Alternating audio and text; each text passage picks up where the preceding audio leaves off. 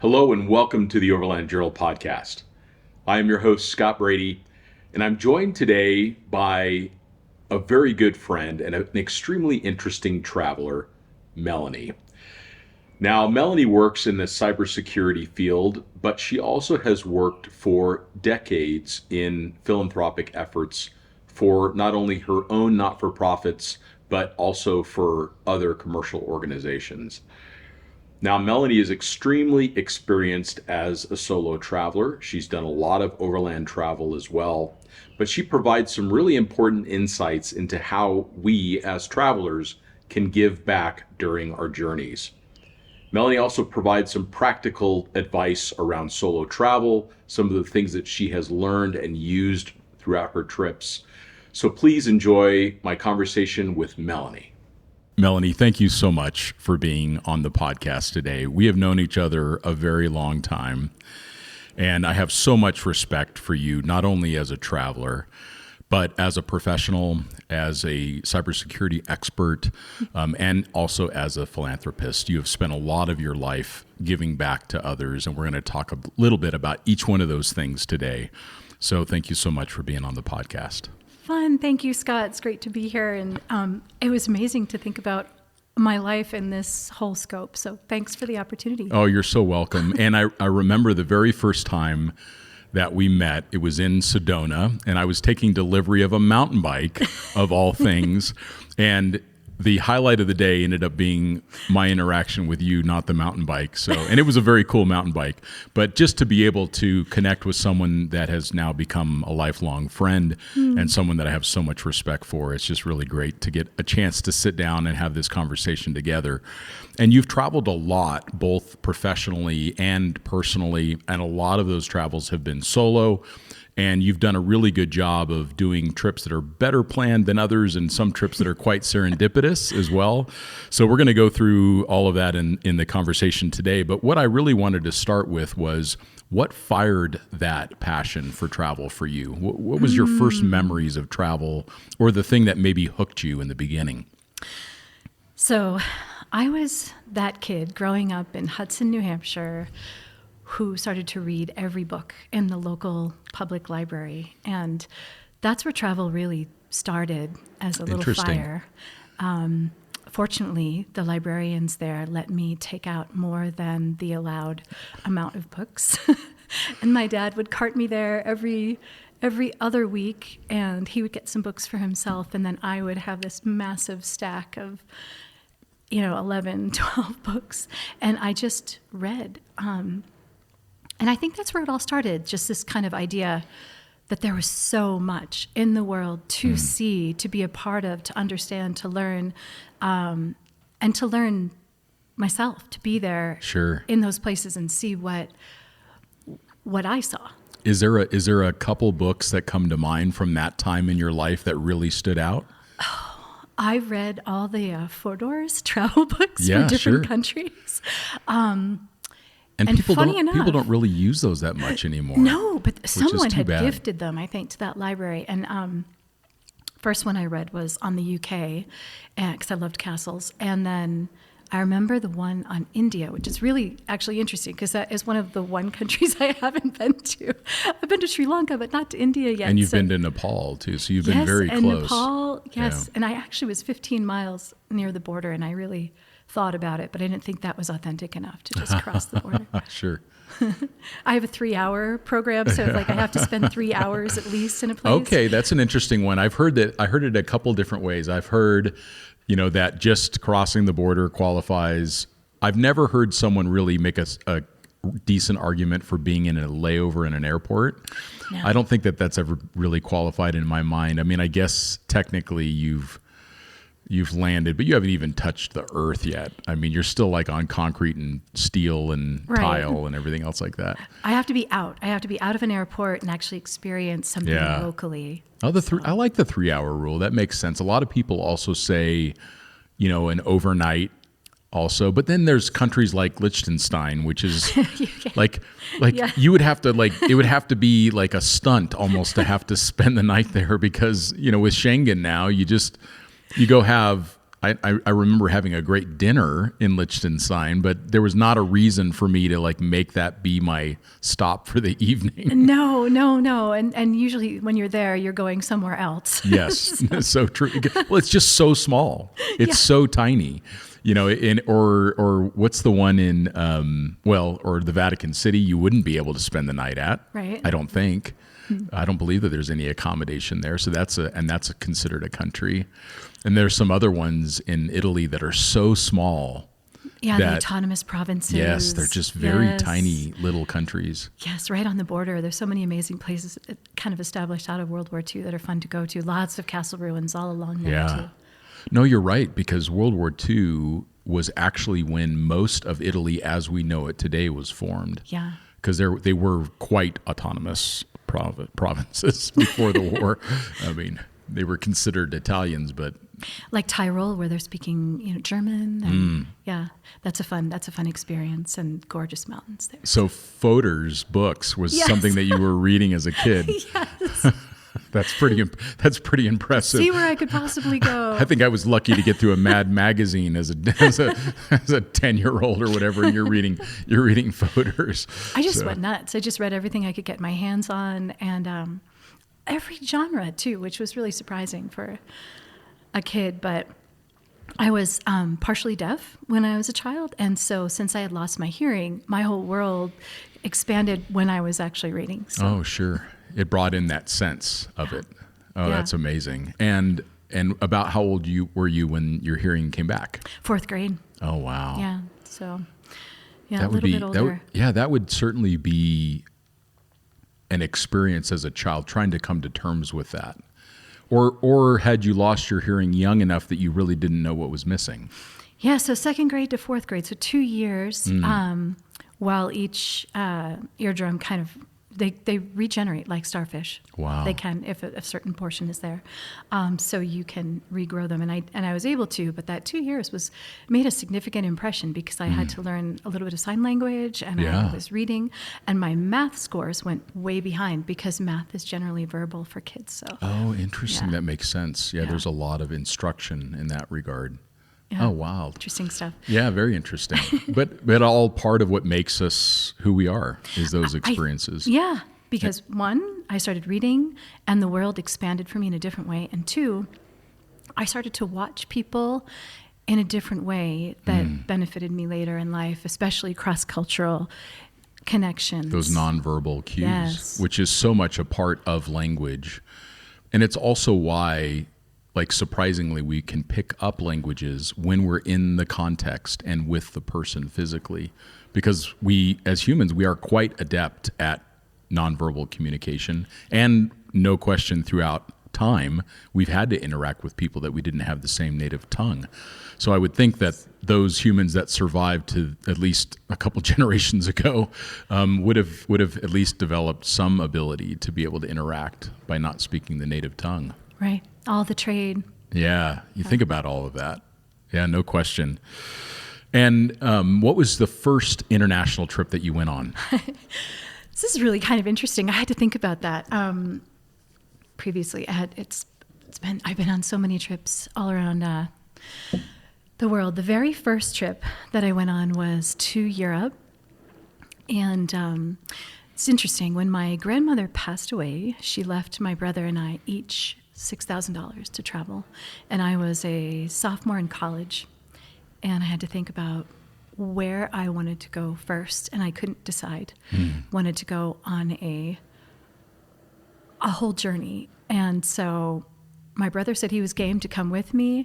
I rented a car in England to drive. You wanted to go see those castles. Had no idea that it was going to be on the other side of the car. Yes, driving, sure. And on the other side of the road driving. I still remember getting to Dover and then taking the ferry to France from Calais and thinking, oh my God, I'm really doing this. Yeah. I'm really going to go and see these places. And you did travel with your brother, is that right? Yeah, my very first trip was with my younger brother, Eric. Amazing. And that really, kicked some things off. And So there we were, driving through France in a British car. So, Sure. Now you're back on the other side of the road. Yeah, But still on the wrong side of the car. Right, wrong side of the car. And we hit the highway going into Paris. I didn't know how to get off the ring road there around Paris. We went straight through and around the Arc de Triomphe, like at the same day that was Francois Mitterrand's funeral procession. Oh, wow. So that was exciting. And then I just pulled the car over and hopped out. My brother did too. We had to breathe, and we just looked at the Seine and just kind of like, it was like, we made it alive. Yeah. And then I drove down to Barcelona. So that was my very first road trip, even just exploring and just seeing what there was to see. So we went down to the whole region. That is a proper first road trip. It was. But I think great. that's been a marker of your life, is that, even though you understand risk, because it's actually what you do professionally, but you're willing to take those risks oftentimes to have the experiences that you want. So true. It's really interesting because when I travel, and maybe this is short-sighted, but it also has benefited me, I haven't worried so much about the risks when I launch and go. But in the moment, I'm comfortable kind of looking at, kind of evaluating the level of risk and opportunity. Sure. And being a very rose-colored glasses person, I tend to look at more of the opportunities than the challenges. And I'm so curious that it just drives me to see the next place, the next thing. At the same time, I've been in enough situations globally where I've had to be much more aware of my surroundings and plan a little bit more than I originally started to. Well, you've really traveled in the developing world oftentimes, and you've done so in multiple capacities, including working with the UN. So you've been in areas that at the time would have been, we would call them like a hot zone, where there is a heightened risk profile, and you're being a little bit more mindful. What are some pieces of advice that you can give to the listener that you've learned traveling in so many different unique places of the world? Oh, there's so many things. First and foremost, do not hit the elevator button first when you get into an elevator as a female solo traveler. Wait, fiddle, do something, let someone else hit the elevator button, the floor button. And then if someone gets in with you, and that's one thing. And I always, when I go into a hotel, I block the door with my luggage and then check first the shower curtain. If the shower curtain's closed, I don't go into the room. Yeah. So there's those types of things, and that's kind of tactical, but on a deeper level. Or behind the blinds. Behind the blinds. Yeah, Oh, behind the. I have one ridiculous story. I think I was in Johannesburg. Well, that's why I remembered it. Yeah, I remembered it. There was that time that I threw one of my shoes at the curtain around a window to see if there was a person behind the curtain, and there was, and they did move, but then I had to run with one shoe, and the other one was healed, so that wasn't the best choice. So I took it off in the hallway and ran, without shoes. But those types of things you learn over time. So there's that hotel room safety, there's the hotel safety in general, and there's the things that you start to become more aware of when, like when you get out of the elevator, go last. And because there are different experiences I've had where they weren't positive. Yeah. But at the same time, that's one level. And then there's also the level of when you get into a country and there's some unrest or some geopolitical challenges that have not actually been publicized, but you arrive at that place and you're seeing that something's going on. This happened to me once, I think like 4 or 5 years ago. I flew into San Pedro Sula because I wanted to go up to Copan Ruinas in Honduras, and I flew in, and it wasn't in the news, but the airport was being shut down, and the people were protesting and had shut down all the roads around the airport. And this is when I had to kind of lean on some background experiences in sub-Saharan Africa and all around to think about, okay, what in a situation where a country's shutting down, what do you do and where do you go? Where is safety? How safe are you as a traveler, as a tourist? What elements of your identity do you need to pull in those situations for protection or for protection for others or advocacy for others? And you have to start thinking in that situation what you need to do. For me, in that situation, I had rented a car at the airport, and all the cars actually had been taken. So the man at the rental car location said that I could rent his car from him. And so I did, and we worked out a plan. And that night, I spent about 3 hours trying to leave the city or find a safe place to stay overnight where the car was protected and I was protected. Because you were trying to get to Kopan ruins. Yeah. So I had a good, few hour drive that was going to be north. Yeah, sure. But could not leave, and there were fires across the, trees down fires, trash fires on the roadways all around. And so one of the things that I've learned from traveling is that you watch the women and children and you see where they go and you talk to them to find out where the safe places are. I speak some level of, beginner Spanish, like where I can go to the market or the bathroom, but I had enough, I could speak enough where I stopped and asked some people what they thought, where were they going, asked if I could follow them. And then people naturally will help you when they see who you are. And they'll also gesture. And, one woman explained, keep your windows down. Do not use your camera. Do not use your phone. Show people that you're American. Make sure people can see you. And then I folled one woman and her son on bikes through a sugarcane field. And she took me to her cousin's house where I slept in a garage overnight. You made it work. Yeah, you absolutely made it work. Yeah. And that is quite common in Latin America for protests. They've learned that having their protests surround some shutting down of commerce or transportation gets them a little bit more attention. So those that are going to be traveling through the Americas just know that is a very likely scenario. And in most cases, you're better off turning around and returning to where you came from for a day or two and then continuing on your journey. It's very rare that those protests continue for more than a couple days.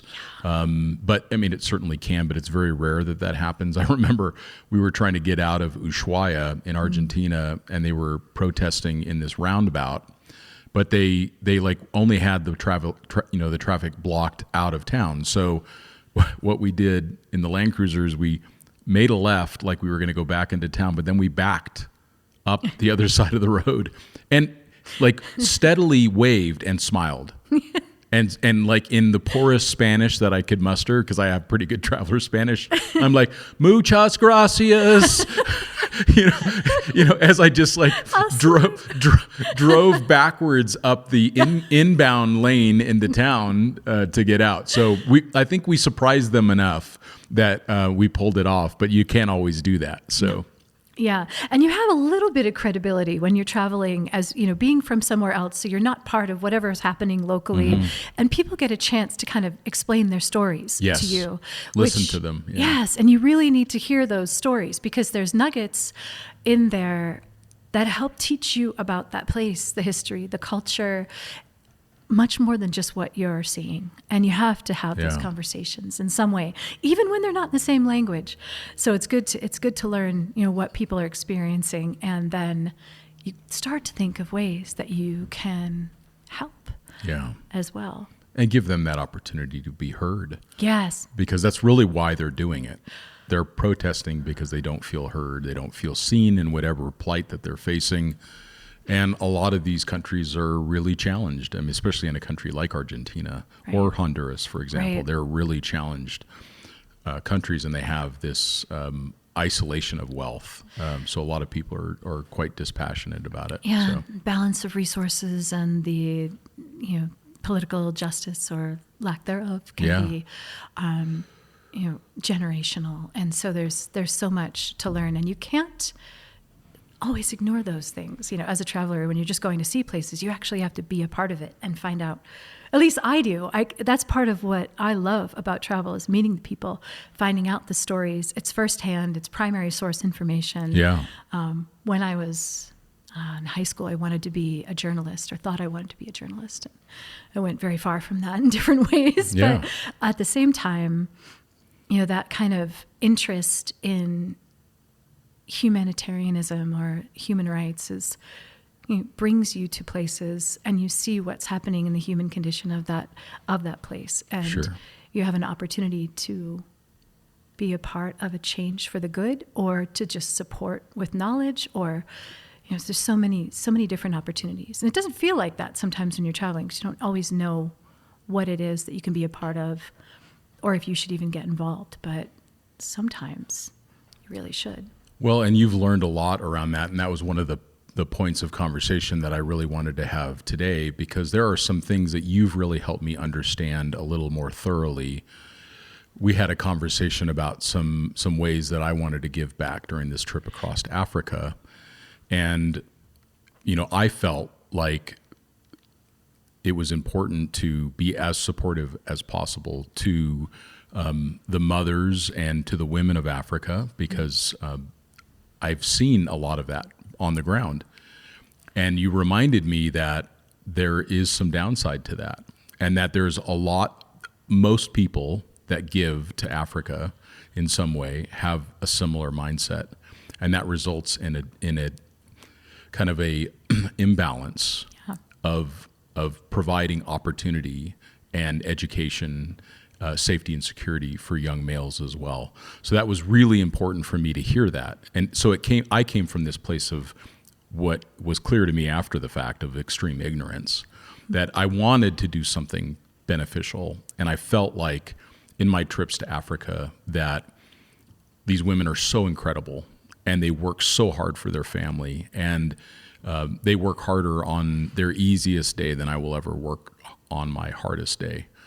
But it's important for us to not forget that there's a whole other segment of the population that, if they continue to be disenfranchised, or even amplified in that disenfranchised nature because of we're only giving to one segment of the population, that can result in even more tension. Right. So that was really helpful. Yeah, there's so many aspects of that. The UN identified years ago that when you gave a woman opportunity, she shared it with her community, shared the information, shared the resources, and spread or scaled what was provided. Right, and that was what I heard. Yes, and at the same level, disenfranchised is disenfranchised, and the people across the many countries of Africa are incredibly entrepreneurial and see things that some of us who don't live there, they see things that we can't possibly see, and opportunities that we can't possibly grasp. And it's important to give them the opportunity to create something instead of us telling them what can be created, because they have many, many ideas to start and to grow things, especially through technology, which is amazing. Years ago, I was at a World Economic Forum event, and I met a man from Nigeria who had started a beekeeping business. And on his card, it specified his address, which was like 3 lines. It was like across from the mobile station, Sure. the place with the windows that had the blue curtains. And it was, it was like a description more than it was an actual address. And he handed me the card, and he saw me Better reading not ever it. change your curtains. Huh? Yeah, it's blue curtains forever. But he had that, but what he had was an email address, and he had a phone number, and that gave him a presence in the world. And then what that man did was he took his opportunity and his knowledge of bees and started to spread that to a larger, wider group of people, created bee kits where people could use these kits to keep away rogue male elephants in their gardens where they would previously hurt the elephants from coming through. So he created Fascinating opportunity just simply from connecting with people. He was able to later sell to Whole Foods and created a whole system of regulation and cost structure for honey around sub-Saharan Africa. And so, and he gave back to many, many, many people because he sold the bee kits at a price where it was just the cost of his transportation to get to different communities. And then he involved those people in the trade and had a list of all the people who were participating, got them email addresses, taught them how to connect to others. So sometimes what people need isn't necessarily funds or money or our ideas as travelers. They need, what you said earlier, an ear, a listening ear, so that they can actually talk about some of the ideas and solutions that they have that are so different in some cases that some travelers just can't imagine. And so we can always benefit from sitting back and hearing someone's story and what their ideas are and how to help them make those things real. If I understand what you're saying correctly, it's really about not coming in with, here I have a solution to provide you with clean drinking water. Yes. Sitting down and asking them what do they see as the best way to have clean drinking water. And they may, like one of the things that I experienced when I was in Malawi was I was talking with a gentleman there, and we were walking through his village, and he was showing me all of the water systems that no longer work. And the ones that are still in use, I believe they were put in by the Norwegians, and they were all mechanical. Huge, robust, stainless steel with a concrete bollard and these huge mechanisms and joints to be durable. And he's like, they have never stopped working. Yeah. All the other stuff that either is trying to pull moisture out of the air, that one stopped working, and I'm sure that those technologies are awesome, but they're difficult to sustain for the long term. So, yeah, and it's important to find out, sometimes it's important to know from people too where some of these things should be. So you see a lot of water systems placed at schools and near community centers, and so it's about where they can be protected, where they can survive, where they can benefit others for not have pilfering multiple. Or whatever. Yeah, sure. Or that you enable girls or young women to actually be able to, if that was their position and their role to provide water for their family during the day, that it gave them an opportunity to go to school and also bring back water for their community. Yeah. And so you have to hear, to help, you have to listen, and you can't go with solutions already in mind. Yeah. Because you'll miss the real challenges. That was so helpful for me, and when I was able to go on that tour in Nairobi that you helped arrange, I spent a lot of time just asking questions as opposed to offering solutions that I saw in my mind like, oh, this makes sense. And after enough questions and listening, then you actually get to hear what the problem is, which is the kids were having one day a week, they lost their opportunity for education because an entire class had to go and fetch water for the entire school. So 1 out of 5 days was spent with this entire class of kids needing to move about 1 kilometer back and forth between the source of clean drinking water that then provided water for the rest of the school. And of course, the next day, then there's another class that was doing it. So, but as a result of that, they lost 20% of their educational opportunity because they were trying to get clean drinking water. So, and then just listening to how they suggested that the solution be brought about, it was the most belt and suspenders. Like we would want to have a pipe that goes here and it's going to go into these 3 or 4, 9,000 liter, cans or, big canisters. And then it's just going to be gravity fed into the kids, bottles or whatever they're using for cleaning dishes as well.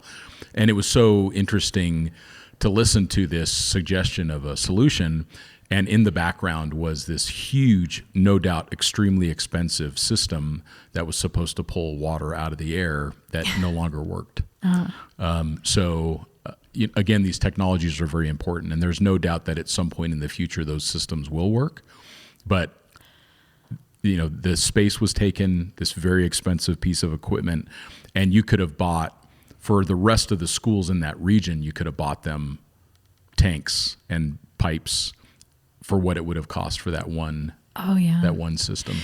It's really amazing that, people around the world are brilliant and they know what they need to solve a problem.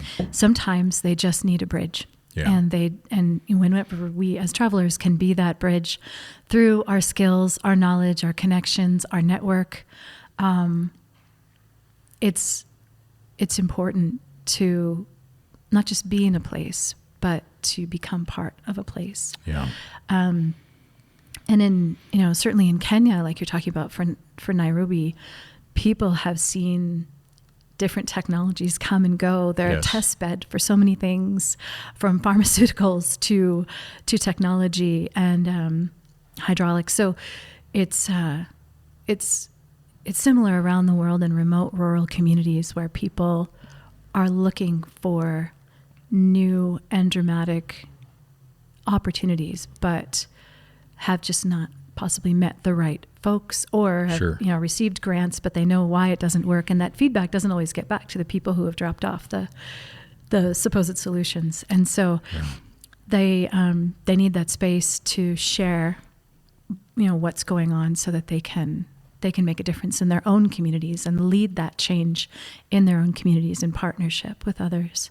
How would you recommend? So I'm going to give you a scenario that a typical overlander would be experiencing, which is doing something like I'm doing, crossing Africa.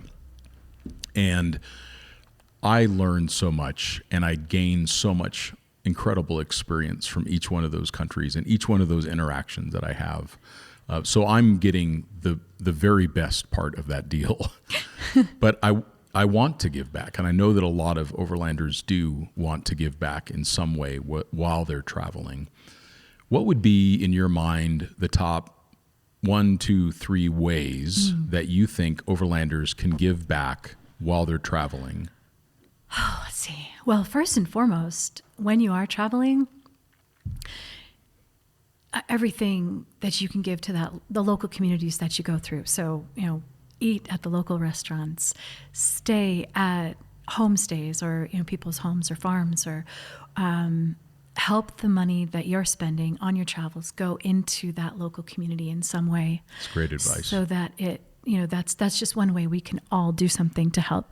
If we only travel and stay at corporate or enterprise level places, we don't see the rich history and cultures or foods of the place, or learn what's important, see the birthday parties, go to the local fishing pond, or you meet people through these experiences, and they take you to do the things that matter to them, and they share with you what they love. So when you show an interest in that local community, they'll show an interest generally in you, and if they see that you're helping to support the local community and you're going to that local fish place, they're thankful. And they're to tend, in my experience, with 72 countries thus far, I think that's a way to get involved and see things that you would never see if you went to, the places that would be standard or all inclusive. And there's certainly risks and dangers that can be associated with that, because, as travelers, we're often seen as people who have discretionary income or a target for other things. But surprisingly, with all the places that I've been, the only place that I've been mugged is in Miami. Yeah. So, and I think a lot of that is because when people see that you are invested in them and they're asking the questions and you're trying to make an effort to participate in that local economy, then they treat that with a level of respect too. It seems like it. And I would wonder, I don't know if anybody's ever really studied this properly, but I wonder if there's any actual increase in safety or security between staying in a Hilton or staying in a local stay. I would think the local stay was actually safer because you have the advantage of local knowledge and they're vested in your safe experience. Yes. Because they know that will result in, a positive, communication from you to others. I've been absolutely shocked at how much care I have been shown in my travels when I stay at those places. Like, I mean, even just, I remember I was somewhere in Tanzania and I was getting up really early to leave the next morning, and the lot attendant had just not gone home because he was going to make sure that this fancy car wasn't going to get anything happen to it on his watch. And I was absolutely shocked to see him out there the next morning. And it literally almost brought me to tears because he had not gone home to his family to make sure. And then, and maybe this was the wrong action on my part, but I offered to give him some money to thank him for staying overnight. And he just was like, he waved his hands like, no. Like, he did it for himself, for his own pride and honor of like, on his watch, this car is not going to get touched.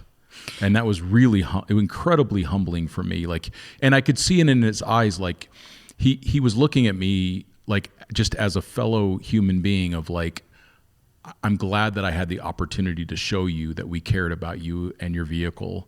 And you don't need to pay me for that. Right. It's amazing. When you get connected with people, they are invested in you making it through, and that you having a positive story about that place. Yeah. And that they are connected to that too. And they build their own credibility off that. True. And then how we can give back is do a review on that place. Yes. And review it in all of the places that you can. Go on to iOverlander, review it on iOverlander. Go on to, Google Maps, drop a pin, and oftentimes those businesses will already be in there, and give a review. If you've had a positive experience, take the time to give back to that small, locally owned operation that's really made a difference for you. They do. And then people even show up and do different and interesting things. Like if they know that you're leaving and that you're going to be driving through a place that they know doesn't have much for restaurants, et cetera. I've had people actually show up with packages for me to take and drive with so that I had food for the next 4 hours that I didn't pay extra for, and I offered funds for, but they said, no. And these are places where people are living off less than $50 a year, So Sure. The fact that they're gifting you what they have and they're making things for you, sending it off, this is the best of humanity. And that can be hard for some of us that want to be giving to also allow ourselves to receive.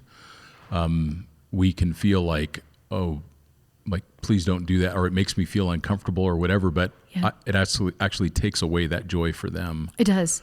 And I think to give back. That's probably us. one of the second learnings as well, is leave your, stereotypes behind, because people will surprise you, and that we can't possibly construct all the prejudices or stereotypes that we could have in a place without knowing fully what it's like to walk in the paths of that place. So it's important to stay open when you're traveling, and that's how you can find a way to participate, not just give back, but participate.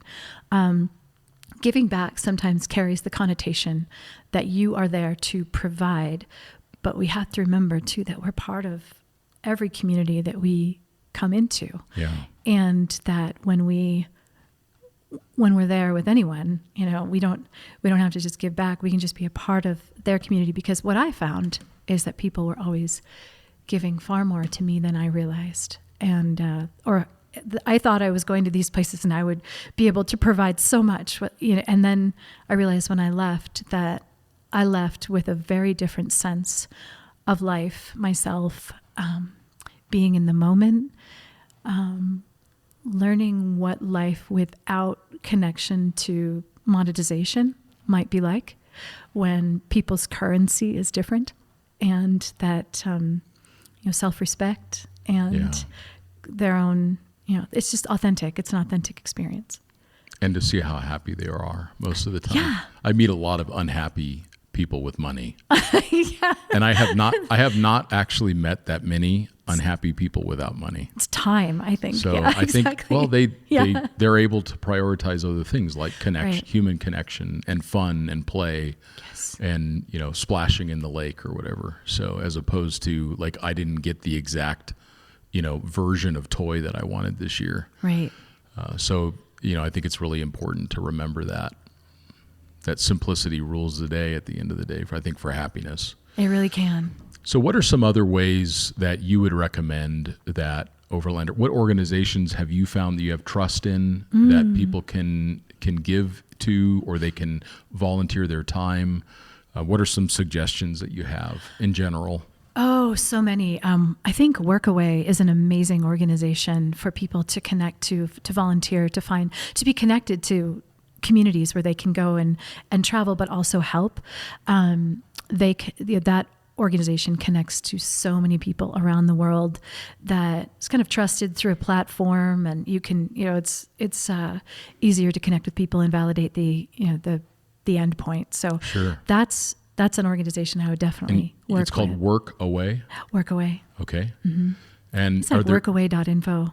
Okay, cool. Yeah. Is there any other ones that come to mind that you've found are pretty good? The organization of CARE is, to me, one of the top organizations partnering with global and governmental organizations around the world, because they have leaders in the local communities who participate. And so you can connect with CARE organization leaders in the places that you're going to, and then find out if there's different types of projects that you can participate with or engage with.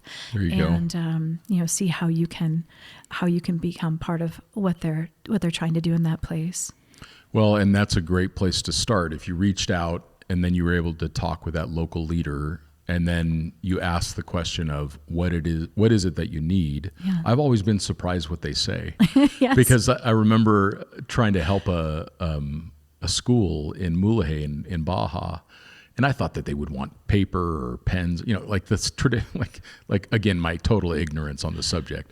And they're like, no, we have plenty of like pens and papers and stuff, which I'm so glad they said. They said we need breakfast for these kids. We need food for them for breakfast. Like they were set on lunch and dinner, but they did not have anywhere near enough breakfast. And I'm like, well, help me understand what that looks like. What is the best? Because I'm thinking maybe they want eggs, or maybe they want, and they're like, no, we don't want anything that spoils, because we don't know how much food we're going to get and when. So they said, bring things that keep on the shelf and don't require refrigeration. And I was like, oh wow, lesson number 2. Yes. And so you show up with a bunch of cereal, and it totally works. Yeah. And in some cases, rice. Like a lot of people like rice for breakfast. So you'll see that globally too for kids around the world. But different ways to bring them to school so that they are fed and they have a reason to go. I'm trying to think of where I was in the world where I think it was Nepal, actually, where I ran into a couple of dentists and they actually thought that they were going to kind of arrive and distribute toothbrushes and toothpaste samples and things. And when they got there, they realized that there were people with really significant challenges that actually needed surgery. And so they committed to set up a kind of a clinic. And eventually we worked together to talk about how they could set up a virtual clinic so that they could kind of guide people to teach people about dental hygiene from a distance, and that it was more the knowledge that people needed and how to treat different situations, and then when to triage what needed to be prioritized at a different level to go to a hospital, and how they could create community leaders who would know kind of the basics, and then expand from there, and then be able to communicate with them just through cell phone texting, where they would be able to say, hey, we've got this person coming in for this, and then the dentist would communicate back. So it's amazing to see what people can create just from their own skills and knowledge, and you take that with you wherever you go. Yeah, that's amazing. Thank you for those insights, Melanie. I appreciate that. What's one of the philanthropic programs that you were involved with that you're most proud of that you'd like to share? So a few years ago, I started a nonprofit called TerraByte, And because one of the things that I saw when I was traveling is that different humanitarian and small nonprofit groups really didn't have a lot of money for technologies, and they didn't put it in their budgets, or if they did, they couldn't get the grants to fund short-term use of those types of items. So I bought radios with the help of other people, and Wi-Fi hotspots and cell phones and iPads that could be used in different situations over and over again, sort of like a rental or term limit, where people could apply and then use them, and then they would go on to the next group. So I wanted to do that because I wanted my son, who's 12, to get a sense of travel from a different perspective, where we would go in and we would participate with people based on the types of things that were happening in that community. And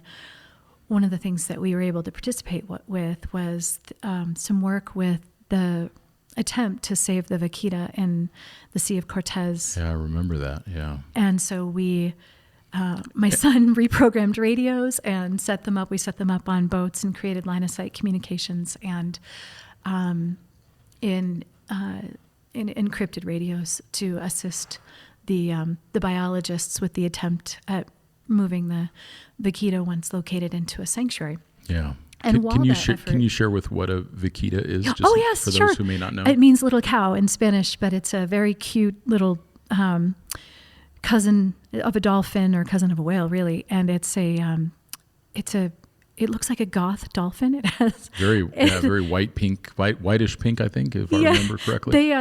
These ones are actually gray, unlike the river dolphins in China, and they are gray, and they have like black eyeshadow sort of above their eyes.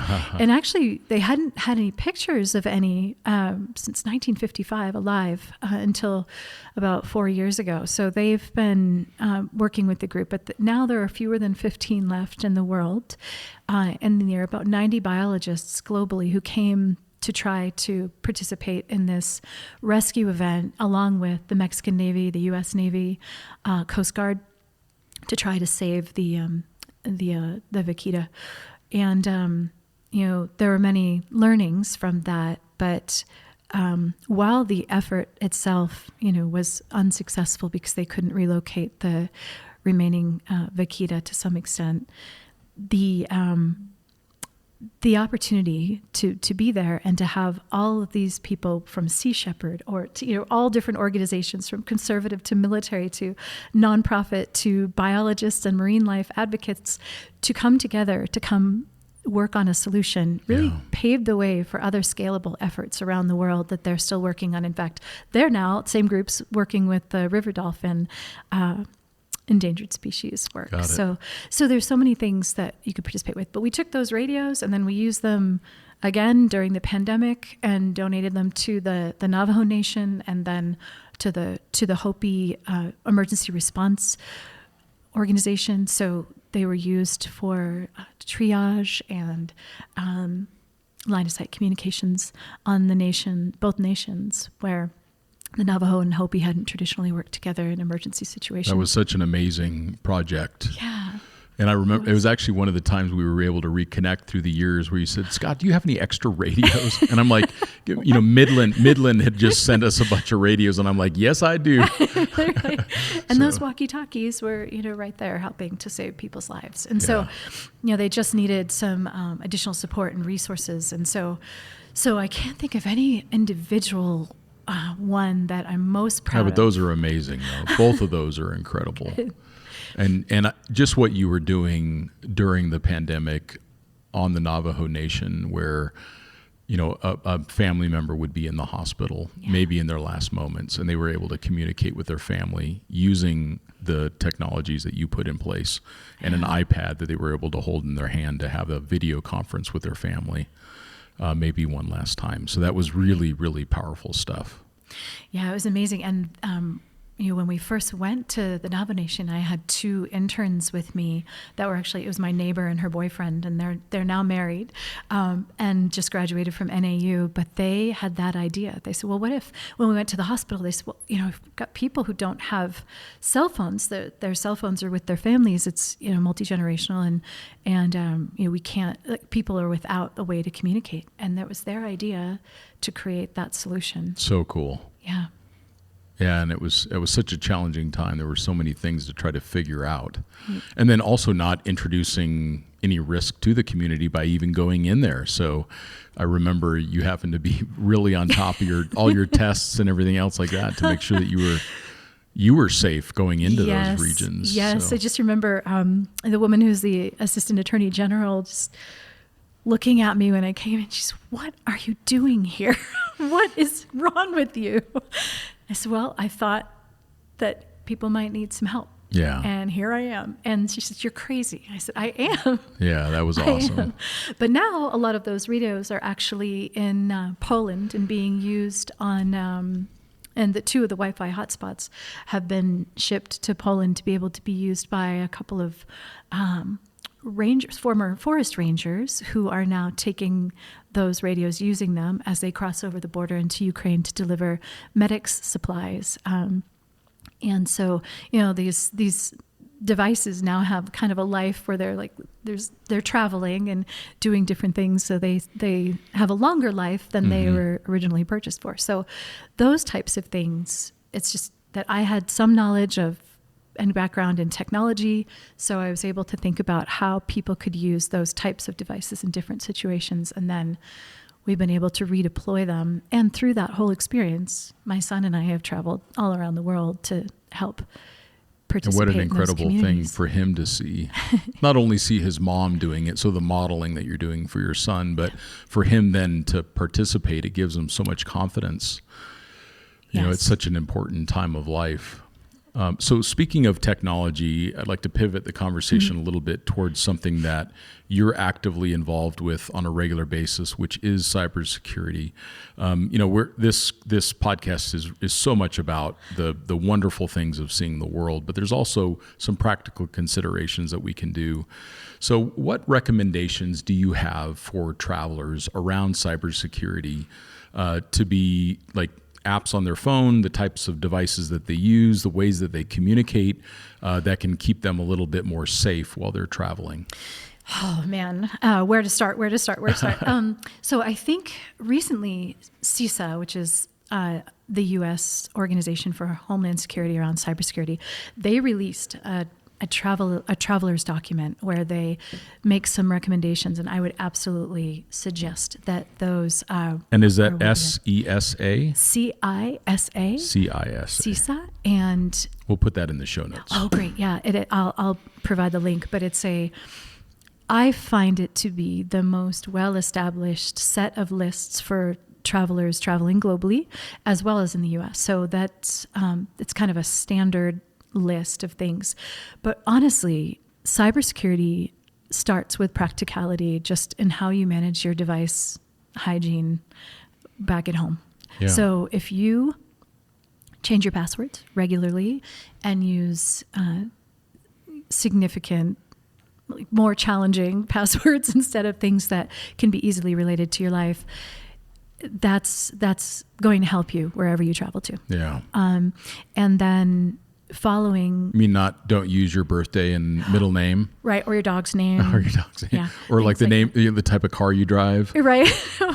or 1, 2, 3, 4, 5. Land Cruiser 80 is your password. Yeah. Yeah. Or, right on the back of your phone, there's a laminated piece of paper that is has all your taped passwords, on with all your passwords. Yeah. Seen that before too.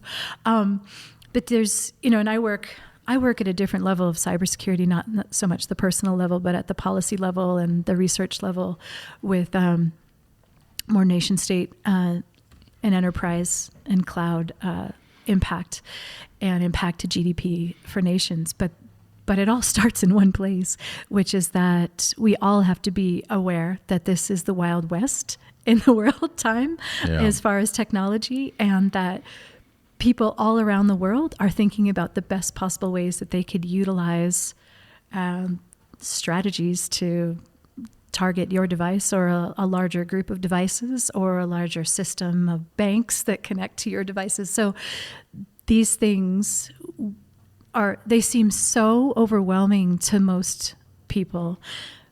But the core is, when you travel, are you using a VPN system? Are you also checking to make sure that you are not linking, or your phone has the Bluetooth off, or you're not linking to different systems that can pull information or data from your device? And so one of my former colleagues, Michelle Dennedy and Michelle Finnegan, they had created a whole system of practical awareness on data protection and privacy. And privacy, as we go around the world, is really a human right. And you can protect your own human right, and you can also protect the rights of people in a community when you're traveling by keeping your device security maintained and protected. So, with data being the new currency, you have to think about how you store or where your data on your phone or your laptop or iPad or whatever you're taking with you goes. And that's pretty critical these days.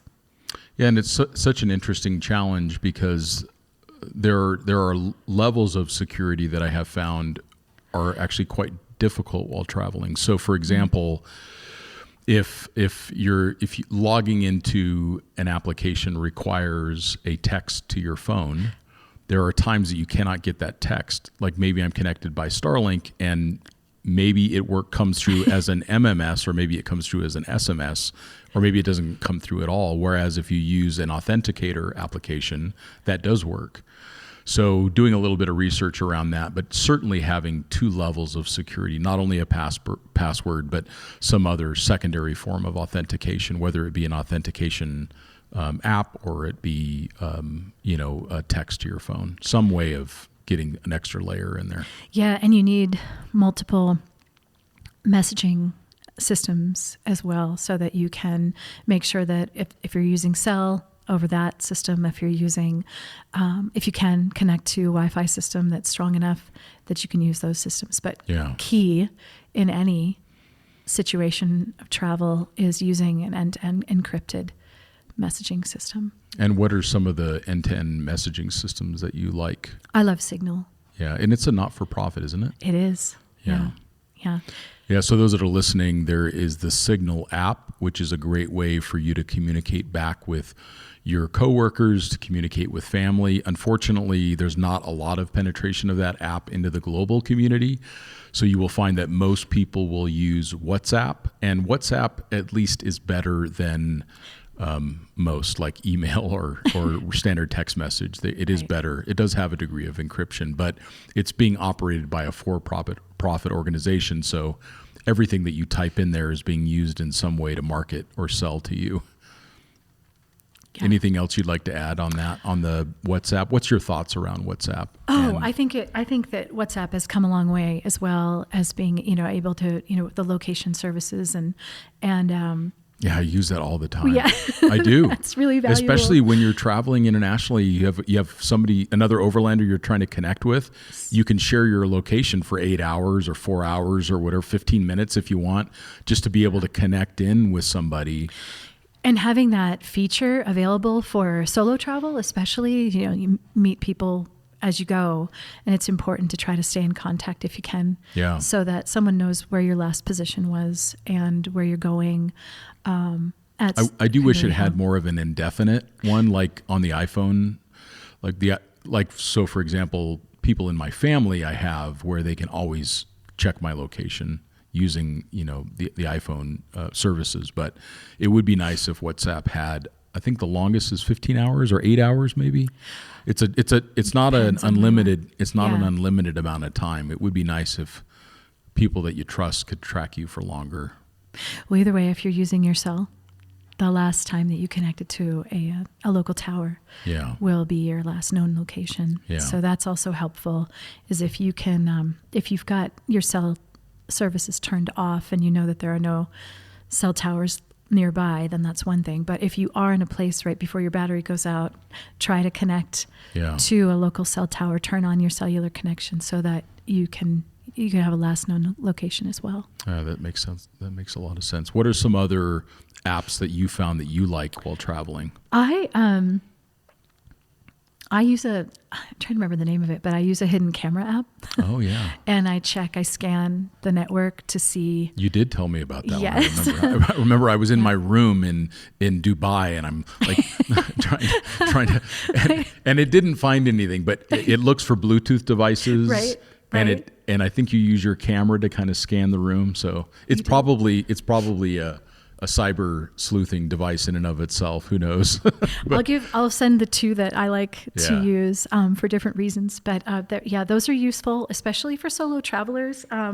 There's so many times that your whereabouts can be used kind of, for theft in your hotel room or even just awareness of when people can come and find you to offer you options for tours and things like that. You'd be surprised what things were used for.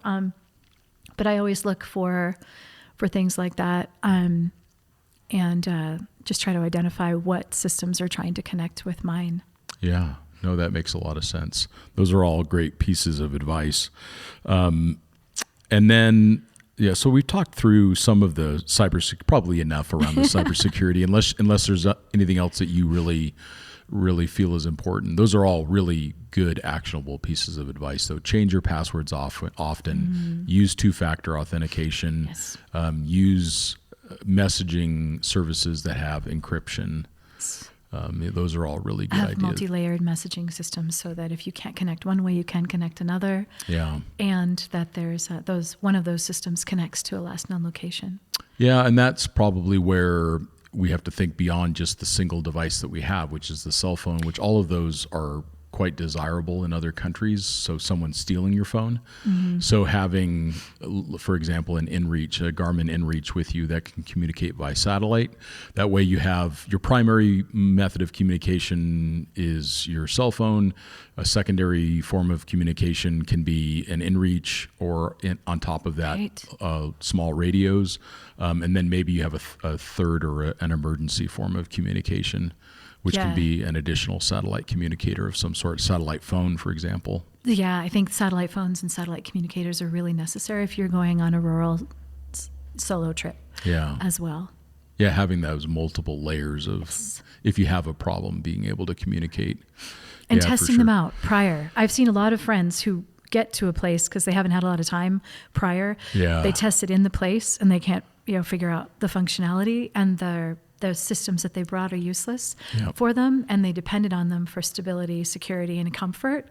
And so test everything before you take it out into the field. Yeah, like I tried to activate my Spotify account in Africa. It doesn't work. No. Can't do it. You got to have it activated while you're in your home country, wherever your billing address is. So like I didn't get my Spotify for all of Africa, but that's like that's an example of like check your inReach before you go. Yeah. Check all of that stuff. And the laws for different apps and data on different apps are different in different countries. Sure. So you have, Europe, which has GDPR, which is protection of data and people. So the rules are different in different places. So you just have to kind of be able to navigate through those things. So what are your top, like from an overland perspective or just from a travel perspective, what are your top like 2, 3, 4, 5 pieces of kit that Melanie loves? You have cool stuff. Like, like you totally get it. Like, I think I'm so minimalist, really. But that's good though. Well, you drive a Toyota 4-wheel drive, and you drive things that are like totally the right solution. But what are some other things that you found that you like? It's kind of hard to travel with it sometimes, but because if you can't find the propane. But my very, very favorite thing to travel with and have with me is a jet boil. Yeah. And an AeroPress coffee maker. Those are awesome. So, and I have a hand grinder. So coffee is, to me, one of the most valuable things when I'm traveling. We're drinking coffee now. We're not going to disclose what may be in the coffee, but we are drinking coffee right now. So funny enough, that's like part of my minimalist kit, but I try to pack really light because I need to be able to move fast. I have an Osprey bag that I love that can change from being a roller bag to a backpack. So that's clever. I can move fast. I can put it on my back. I find that being hands-free as much as possible is pretty important when I'm traveling. I hate carrying bags and having lots of stuff around. I think that some of that's great. Anytime I check a bag, I feel like I've let myself and the rest of the travel community down. So. I used to give myself points on how many, like I would lower my point level on my travel preparedness if I had to take more than one bag. Yeah, so true. And I roll things up really tight and I pack things very, very tightly, so that I can take what I want. But the Osprey bag is cool. Maybe we can get a link to that. That sounds very clever. It is smart. They come in a couple different sizes. I'd love to work with Osprey though to like expand the size of the handle so you can put a backpack on it if you needed to. Oh, sure. But or a camera bag actually would be really great because everything just kind of falls off. But it is really useful to being able to get in and out of cars fast, in and out of places to stay. When you need to move, it moves with you. So that's one of my favorite pieces. I also have a solar charger that I just got for Christmas that is unbelievable. I can charge my devices so quickly with that, and I'll provide the link for that one too. So it has a solar panel plus a battery in it? It has a battery in That's it. And perfect. then it also connects, it has carabiners that can connect to the back of your backpack or the front of, if you can lay it flat in the car. Sure. And I had to test this out when I was in Europe last week, and it charged my phone as fast as my home charger. I could not believe the capability on this thing. Oh, that's awesome. And it's used by mountaineers around the world. So I thought, well, this might be the right solution. And it was a great gift. Yeah. So Do you remember the brand? I'm trying to remember.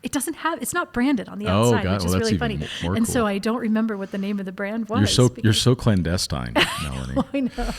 So, pivoting away from how clandestine Melanie is, let's talk about we started the conversation talking about books. So I think we should have this be one of the last questions that we ask. So what are some of your favorite books that you have read? And they can be about travel. They can be about anything that you want, but Favorite books that I have read. One of my, I don't know, I can give you like 40. One of my favorite books to read, and oddly I reread it, is Braiding Sweetgrass. And I think it's like Robin Kimmerer. yeah.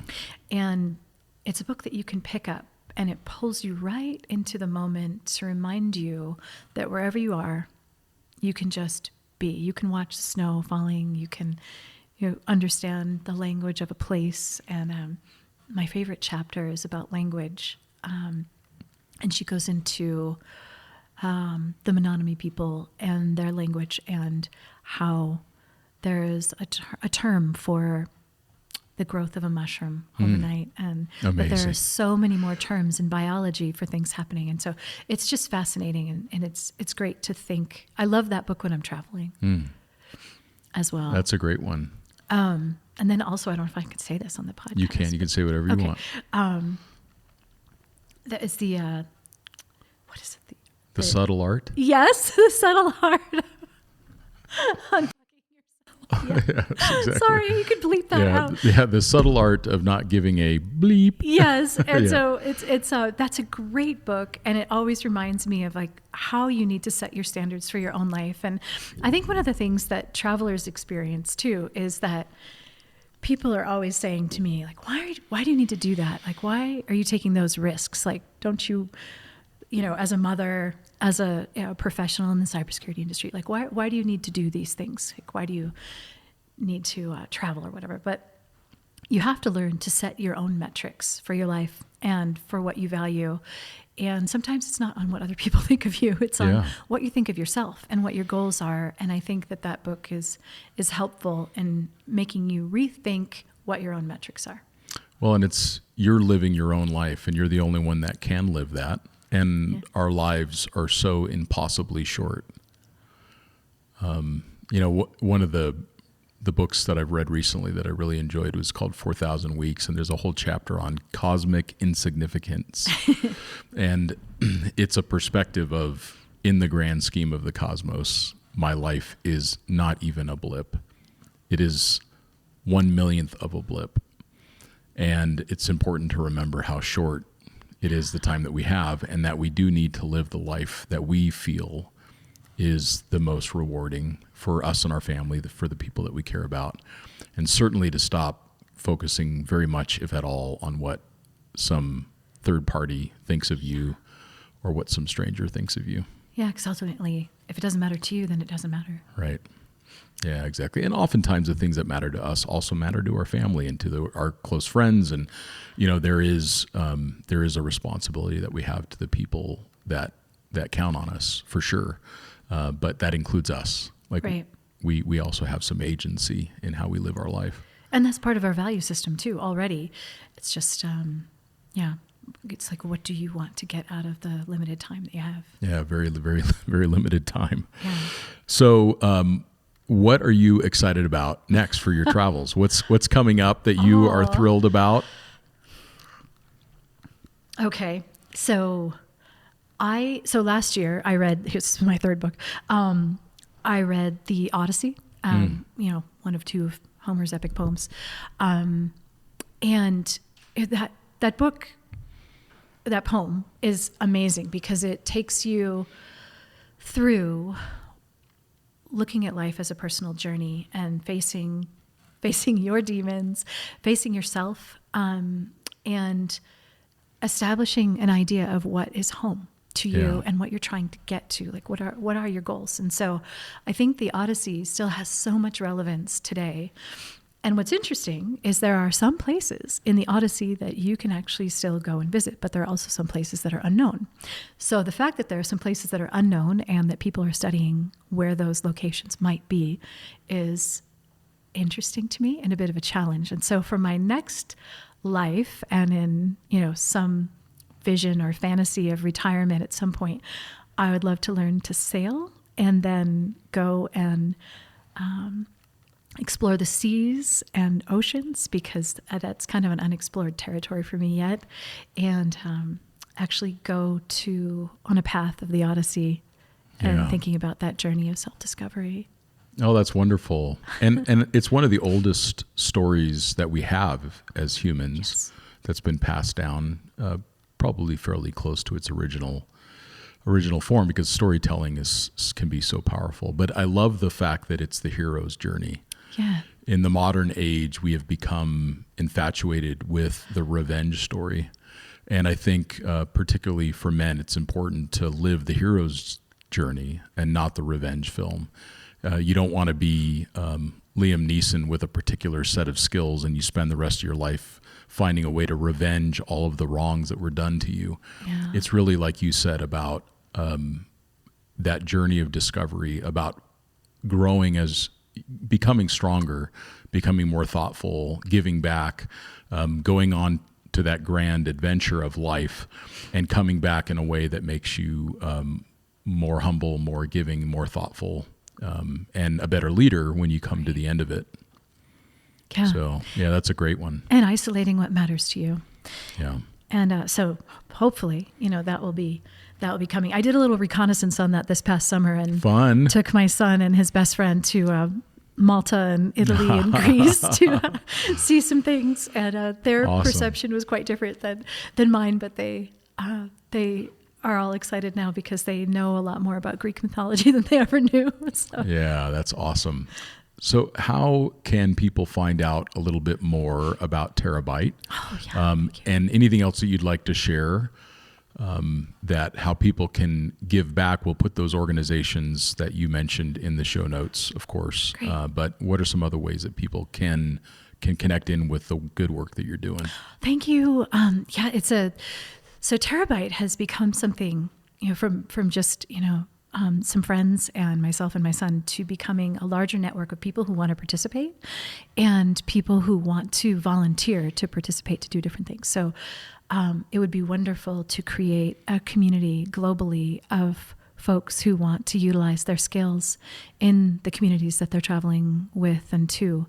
And there's a way to enter that right onto the TerraByte.org site. And also, if you have any devices that you'd like to donate, we'll always take those. We have interns who volunteer to fix them, wipe them, and then repurpose them. And we have newly requests coming in from around the world of people who have heard from different folks that we have them available. And there's some larger enterprise level organizations that supply technology through grants, but ours is a different system where we can provide it for like 2 weeks, 3 weeks, 4 months, 6 months, and people can give them back. Yeah. And so I think that that's useful. So if people have devices, so iPads, phones, we can use them in different ways. But we really need radios, Wi-Fi access points, just anything that you're thinking about throwing away, you can donate. And that is TerraByte. Yes. Did I get that right? Okay. Yes. So TerraByte.org.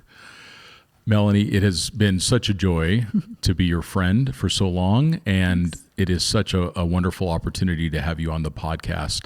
I'm sure this will be the first of many conversations as you continue on your odyssey of discovery in this life. But thank you so much for being on the podcast, Melanie. Oh, thank you, Scott. Glad to be here. Yeah, you're so welcome. And we thank you all for listening, and we'll talk to you next time.